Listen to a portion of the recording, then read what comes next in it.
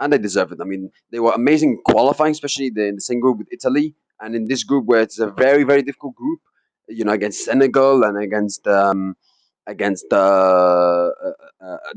African champion on the pitch, by the way, and against France also, who are proven winners. To do what they're doing, especially when they don't have a lot of experience in the World Cup in the past years, to do what they're doing is absolutely incredible. You have to give them a lot of credit.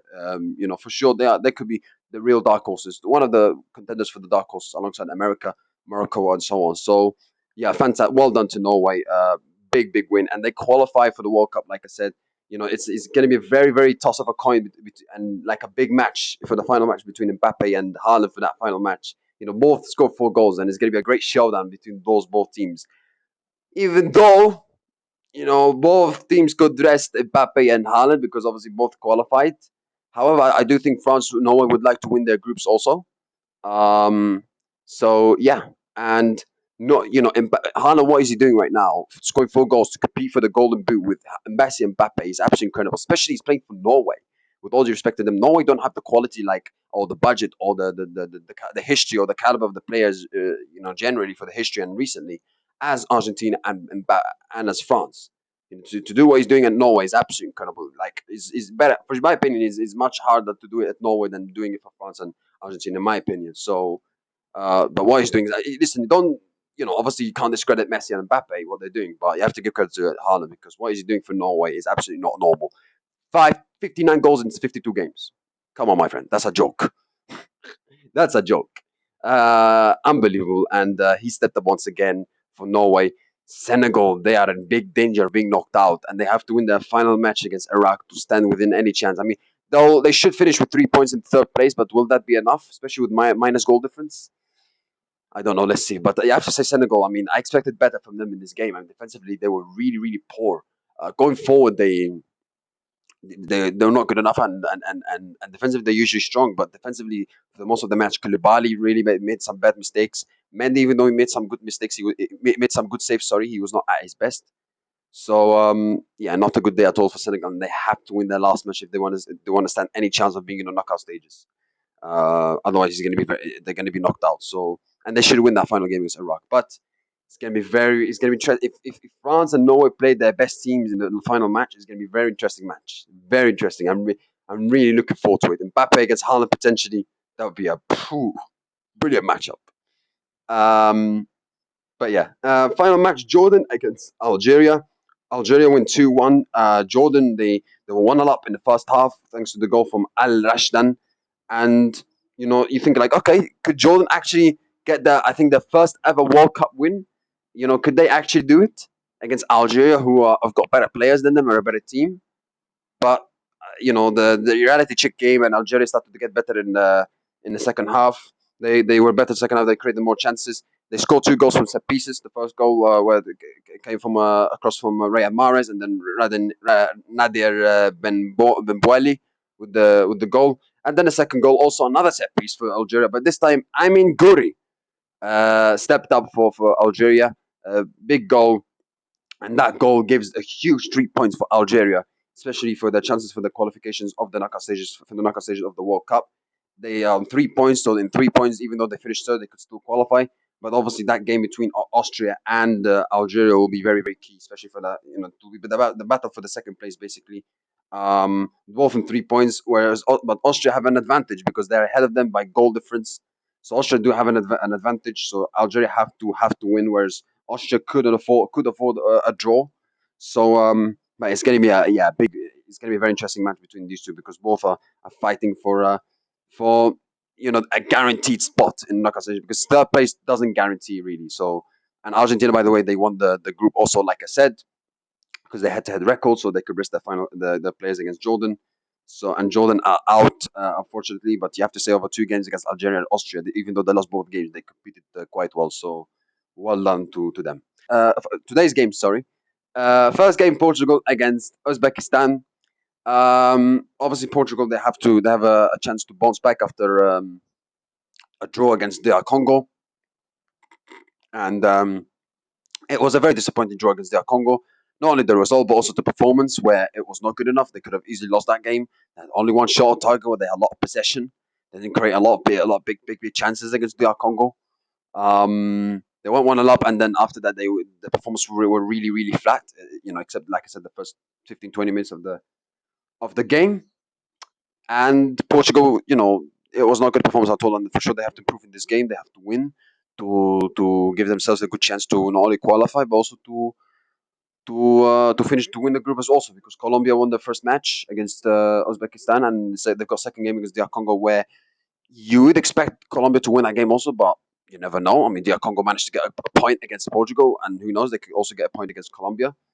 But Portugal against Uzbekistan will try to defend, they'll try to park the bus, make it difficult as much as they can. And if you see the approach of the Congo, they went with a low block, even though they had some chances to score and they could have won that game. It worked. So I think Uzbekistan will try to do a similar thing also, try to defend and make it difficult for Portugal with a low block approach. And they will tell to Portugal, okay, break us down, show how good you are really. Um, and is Cristiano Ronaldo going to start? I'm pretty sure he will start. Yeah. I don't see Roberto Martinez dropping him. I don't see Roberto Martinez having, let's say, enough authority and enough audacity to drop him really. Because I think if, let's say, as Zidane or Guardiola or a top manager was in Martinez's position, they would drop Cristiano, in my opinion. Cristiano, like I said, he's had a phenomenal career. He's one of the greatest players of all time. But at the same time, he's not the player that he used to be before. Let's be honest. Right now, he's not the player that he used to be before. And one of the games that showed that proved that evidence is right is that his performance against the DR Congo. Uh, I do expect him. I do expect him to bounce back though in this game. I do expect him, to especially to be more motivated, not only after his not the best performance from himself against the Congo, but also Mbappe, Messi, Haaland scoring goals. So I think he will be motivated by that also. So I think he should. I do think he will score in this game. But I think for the long term, I don't think Portugal are going to win the World Cup because of one of the big reasons. Because Ronaldo, they're relying too much on Cristiano Ronaldo, that they feel like obligated to pass the ball to him. I know Conceição said in interviews they don't feel obligated to pass to him, but when you see the action on the pitch, it proves otherwise. So yeah, I mean, especially not things are not looking good also for Portugal, not only on the pitch but also off the pitch. Where João Neves, where he said basically Ronaldo was just another player, and he got a lot of hate in social media, and I mean, it's not right. I mean, and that obviously that hate comes from Cristiano Ronaldo fans, and obviously that's not right. Of course, abuse and hate in social media is never right, and and something that we all to tackle it.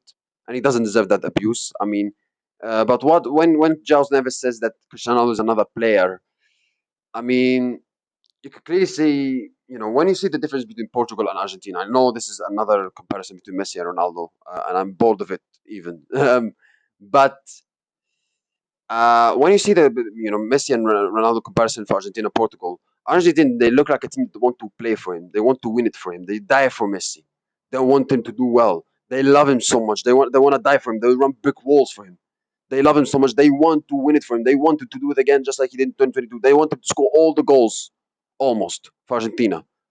Whereas for Portugal, you don't feel the teammates of Portugal have the same level of respect as they have for Cristiano Ronaldo. You don't feel it, and I think some of it is down to sometimes Cristiano Ronaldo. He's a team player, Cristiano Ronaldo. Don't get me wrong. I don't think is really really selfish as people might say, because sometimes he could be a good team player, but at the same time, I don't think he's a. If you tell me do I think he's a better team player than Lionel Messi? No, I don't think so. Absolutely not. Um, I don't think Ronaldo is selfish as people might assume, but I don't think he's a better team player, for example, than Lionel Messi. So yeah, but at the same time, you could feel that there's a, let's say, and obviously Ronaldo said in Instagram that they're always united, and obviously that's kind of a PR post, of course, from Cristiano, but you feel those players of Portugal don't have the same level of respect for Cristiano Ronaldo the same way as Argentinian players have for Messi.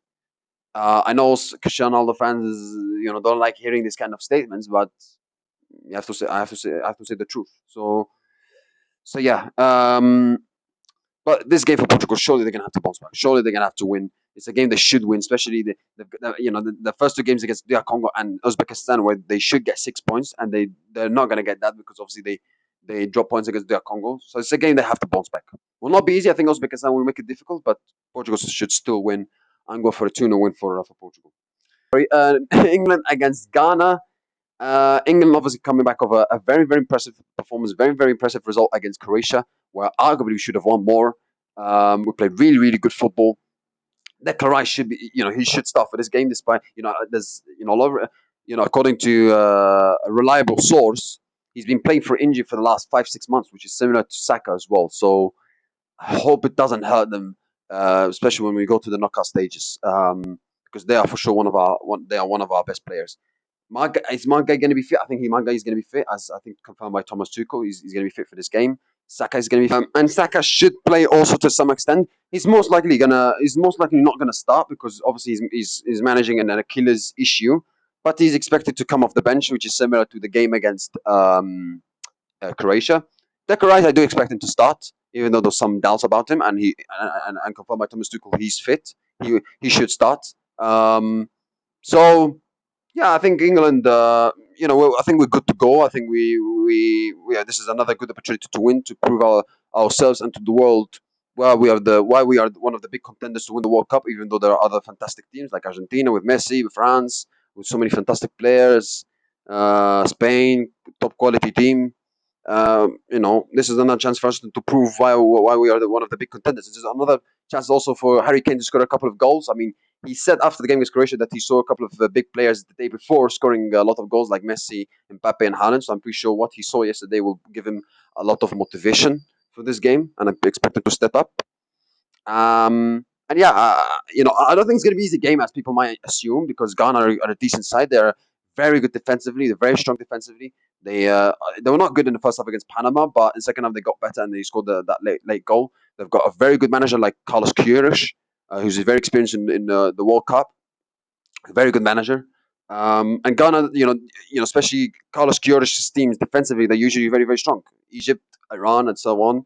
So I do expect Ghana to be very strong, to be very difficult to break down. I mean, I do expect us to win, but don't write off Ghana. I think that they can make it difficult for us, and they can even get a draw, as we saw with Capo Verde and as we saw with their Congo. Never underestimate the opposition, even though you should win.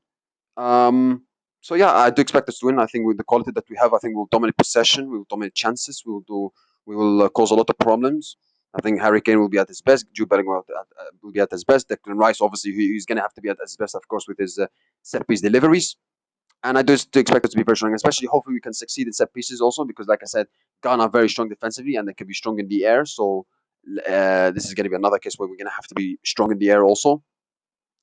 So yeah, I do expect us to win, but will not be easy match for sure. Ghana will make it really, really difficult for us with the low block approach.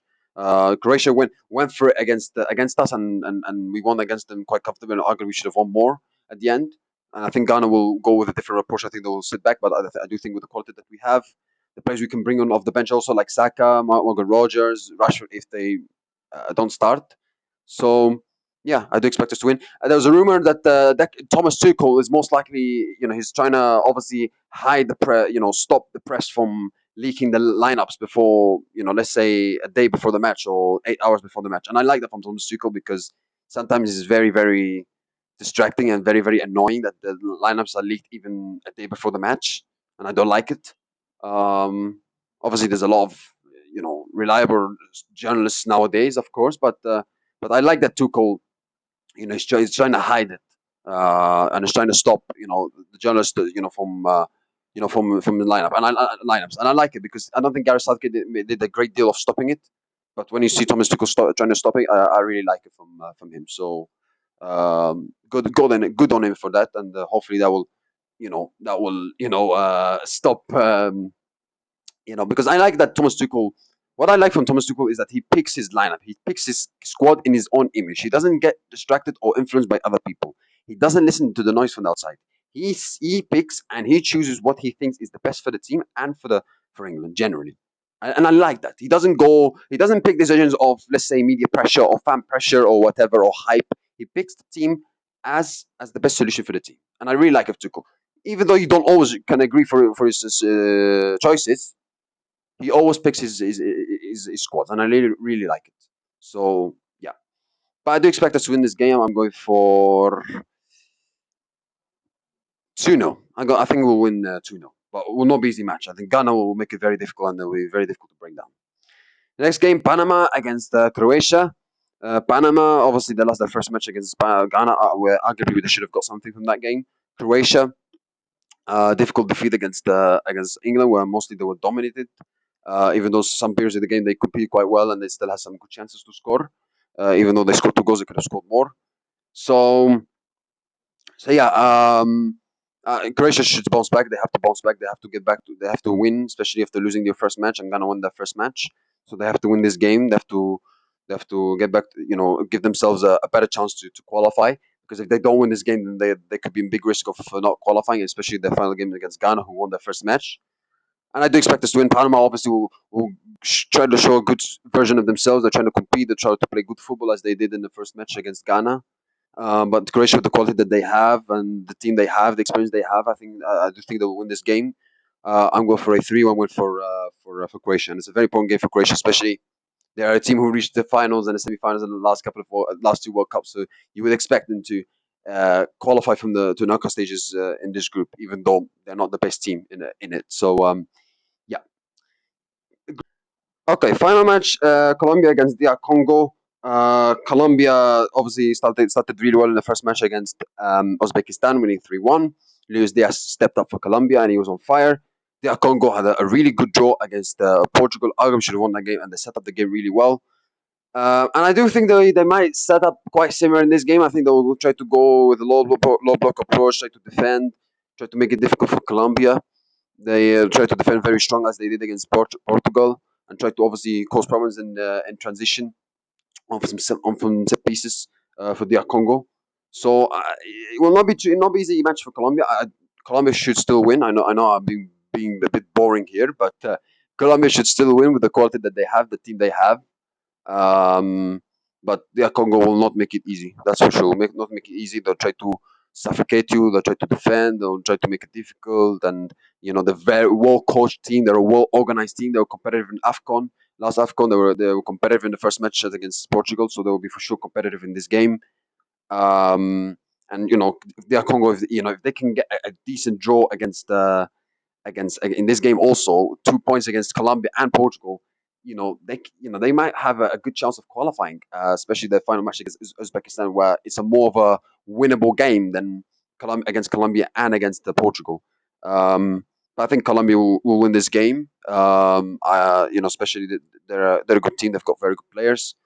I'm going for, and especially to be important for them to win this game, especially to have another let's say obviously to qualify not only for the knockout stage but also to have another big step forward towards winning the group also, because it's important for them to win this game, because this is something that Portugal didn't do in the first game against the Congo. So if they manage to win this game with 6 points before the final match against Portugal, that'll be very very very important and very impressive for Colombia, especially Portugal couldn't do it in the first game against the Congo. But yeah, I'm going for a 3-1 win. I'm going for a 3-1 win. Yeah, for Colombia. So yeah, 2-0, 2-0, 3-1, 3-1. That's my predictions for those 4 games. Thank you guys. I wish you have a nice day. See you next time, and goodbye.